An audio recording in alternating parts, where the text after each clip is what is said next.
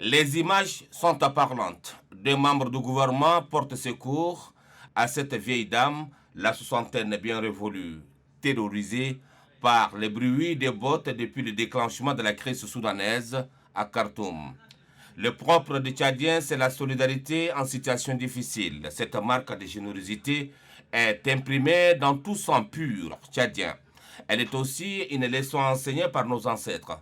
Ce retour de nos concitoyens vivant au Soudan voisin est sans doute à mettre à l'actif du président de la République, Mohamed Idriss Déby Itno, qui fait de la sécurité des siens une priorité absolue.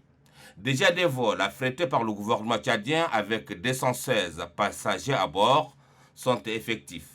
D'autres opérations d'évacuation des Tchadiens sont en cours. Cette bonne volonté du gouvernement d'union nationale démontre à suffisance que le Tchad n'abandonne jamais ses citoyens, quels qu'en soient les prix. À ces opérations de sauvetage qui portent la marque du président de la République s'ajoutent également d'autres opérations d'évacuation de nos compatriotes vivant au Soudan, dont les bombes ne cessent de pleuvoir, avec tous les risques que cela comporte. Dans cette situation actuelle que traverse le Soudan, la solidarité tchadienne va au-delà de nos frontières. Selon des sources bien informées, certains pays amis du Tchad, dont les citoyens sont bloqués à Khartoum, ont sollicité l'appui du gouvernement tchadien pour l'évacuation de leurs ressortissants.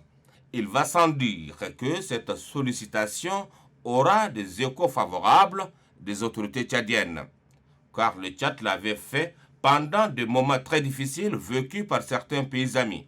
C'est une manière de dire que rien n'empêchera le gouvernement tchadien de voler au secours de ses pays amis quand le besoin se fait sentir. S'agissant de la crise actuelle qui secoue le Soudan voisin, les autorités tchadiennes, sous la conduite du président de la République, général Mohamed Idriss Déby Itno, souhaitent de tout cœur la résolution pacifique et urgente de cette crise afin de permettre au Soudan, ces grands et beaux pays, de vivre la quiétude.